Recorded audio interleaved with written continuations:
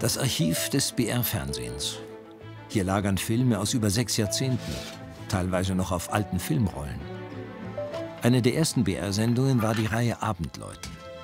Dafür filmten Kamerateams in ganz Bayern. 1958 auch in Breitenbrunn in der Oberpfalz im Altmühltal. Keiner hat die Aufnahmen seitdem mehr gesehen.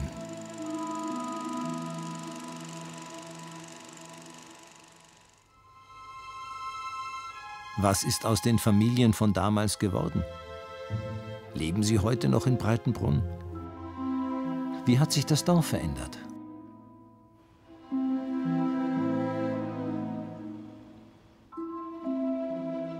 Digitalisiert nehmen wir den Film wieder mit nach Breitenbrunn.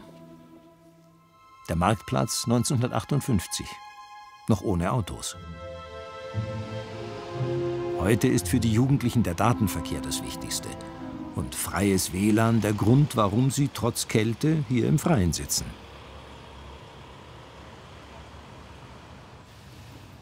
Grüß Gott, die Sandra Wies bin ich vom Bayerischen Fernsehen. Können Sie sich da erinnern, dass der BR mal gedreht hat? 50er Jahre. Ja, da weiß ich schon noch was. Ja? Weiß ich schon ein bisschen was, ja. Kann Sie sich wirklich erinnern? Na ja, schwach, aber... Wollen Sie mal in den Film reinschauen? Ich habe ihn dabei. Ja, ja. Wo Würden können Sie noch Sie was den wissen? zeigen? Wo können Sie den zeigen? Hier? Ach so, da. Wie Ja, sehen so Sie? sieht man schon gut. Hier ist eine Familie gefilmt worden. Und die suchen wir, die Familie. Bremer. Bremer. Bremer heißt die, ja. Sehen Sie Ja. sofort.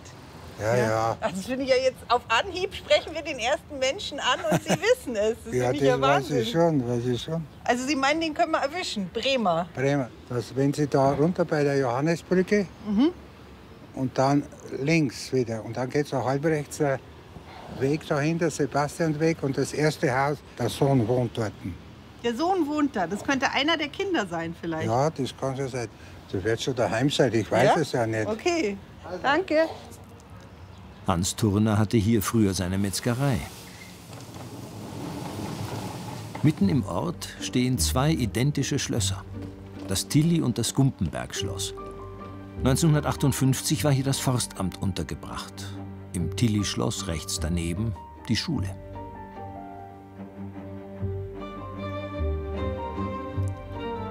Heute ist das barocke Tilly-Schloss frisch renoviert und beherbergt das Breitenbrunner Rathaus.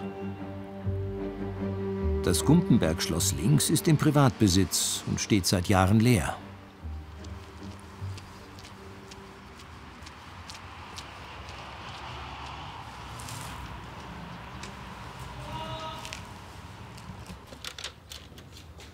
Grüß Gott. Grüß Gott. Nicht erschrecken. Nein, ich erschrecke nicht. Ach, ich hab euch schon gesehen, Entschuldigung, ich hab euch schon Sie gesehen. haben mich schon gesehen. Ja. Sind Sie der Bremer Karl? Ich bin der Bremer Karl, ich bin hier gebürtig, bin hier geboren. Haben Sie eine Ahnung, warum wir vor Ihrer Tür stehen? Nein, weiß ich nicht. Nein, weiß ich nicht, warum. Können Sie sich erinnern, dass der BR 1958 mal bei Ihnen gedreht hat? Ja, das weiß ich noch. Da haben wir, glaube ich, das war in der Weihnachtszeit oder irgendwann auf alle Fälle von alten Brauchtum her, von unseren, wie sagt man, von Weihnachtszyklus, der Weihnachtsding, das weiß ich noch. Das weiß ich, aber nicht so ein Steppke. Bitte gehen das rein. Moment, schau her. Ich bin gerade in der Nachspeise, auf alle Fälle vom Ding her. Ich bin in der Nachspeise. Also, ob jetzt die. Ja, das geht Ja, dazu. gesund. Ja, das ist gesund. Ich bin Single, wenn man sagt, und ich habe 91 gebaut und für eine Family gedacht, eine Family, aber hat nicht sein sollen.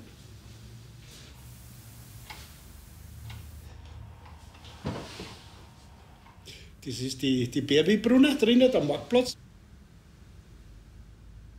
Kein Trinkwasser, ja, kein Trinkwasser haben wir, aber trotzdem geschlüpft, vom Wasser her. Herrgott, wer ist jetzt das? Ja.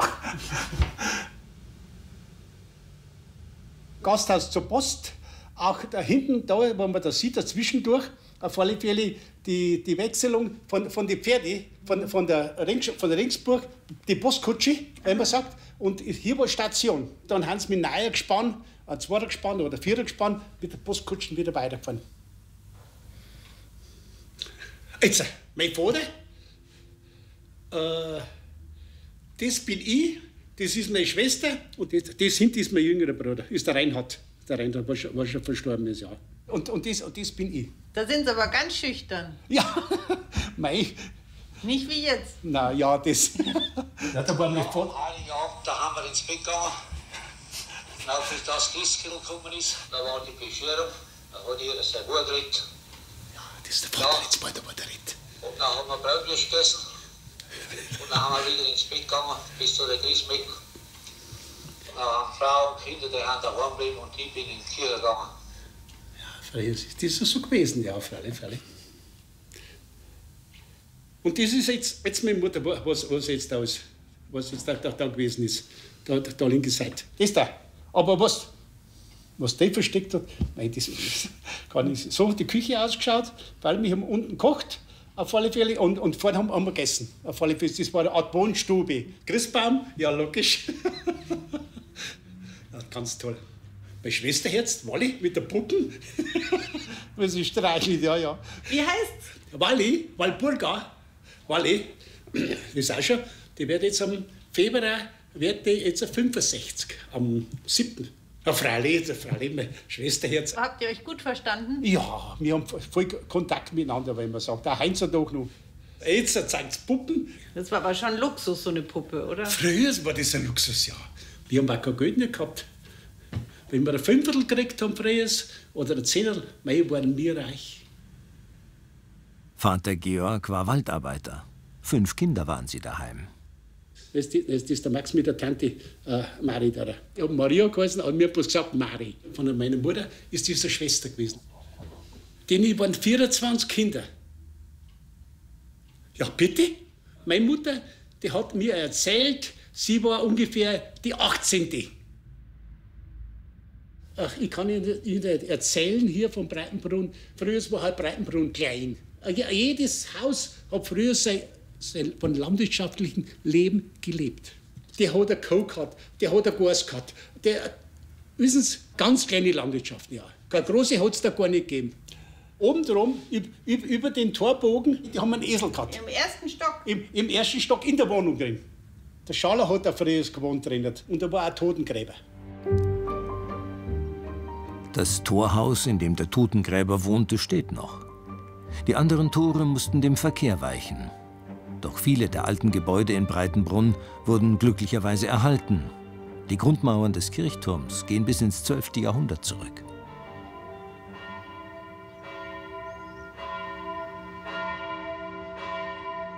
Grüß Gott, bayerisches Fernsehen. Im bayerischen Fernsehen? Ja, genau.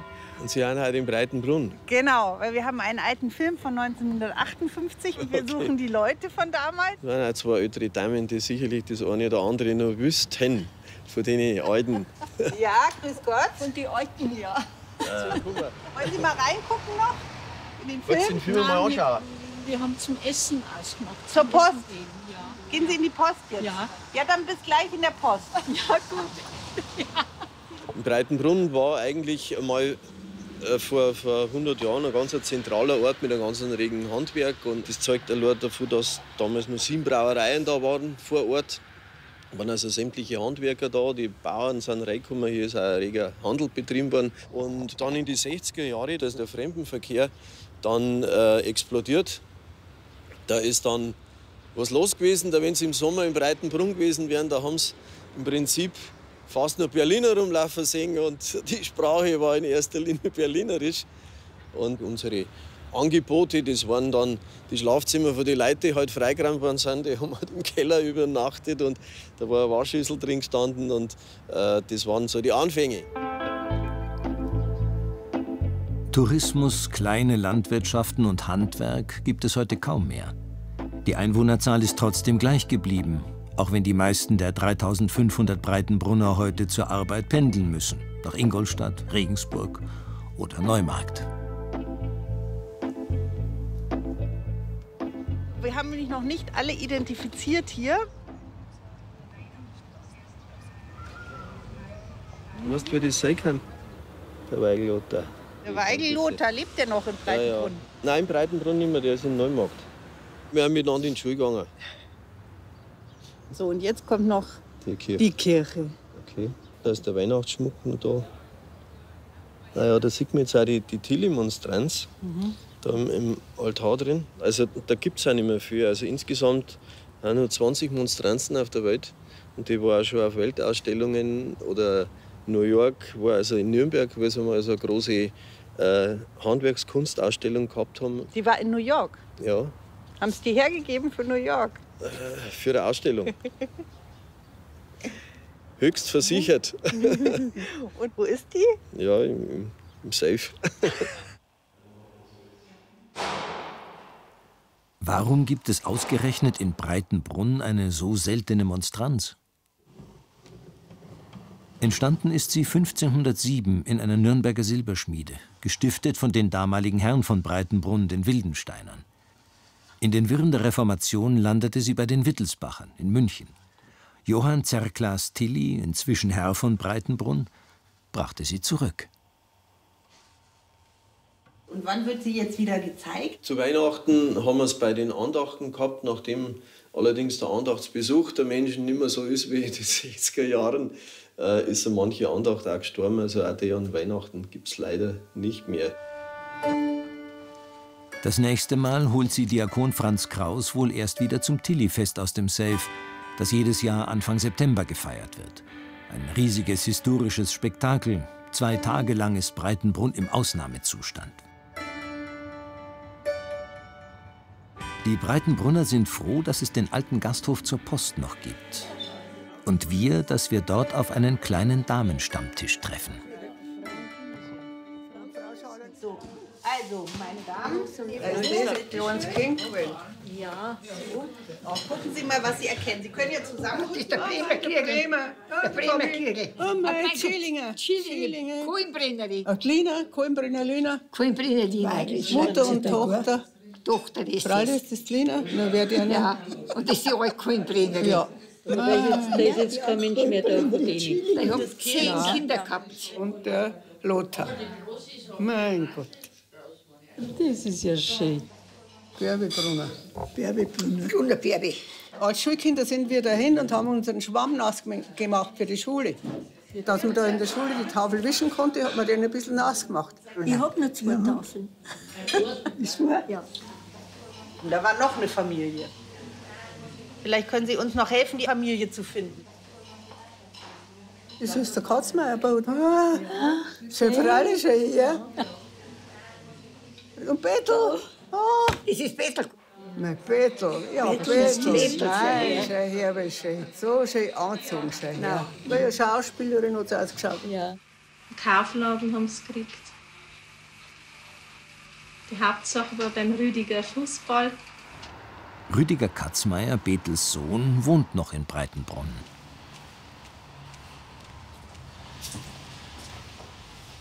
Hallo? Grüß Gott. Grüß Gott. Sie haben angerufen, mein Mann, ja? Grüß Gott. Ja, hallo? Sie waren da? Ja. Wird gleich kommen. Komm mal rein. Ja. Da ist er schon. Der war dabei als Kind live. Ja, grüß Gott, Herr Katzmeier, Rüdiger. Hallo, ja. Ist gut. Ist gut. Und können Sie sich noch erinnern an den Film? Schwach. Rüdiger Katzmeier hat alle zusammengetrommelt. Schwester, Tochter, Neffe und Enkel. Wieso?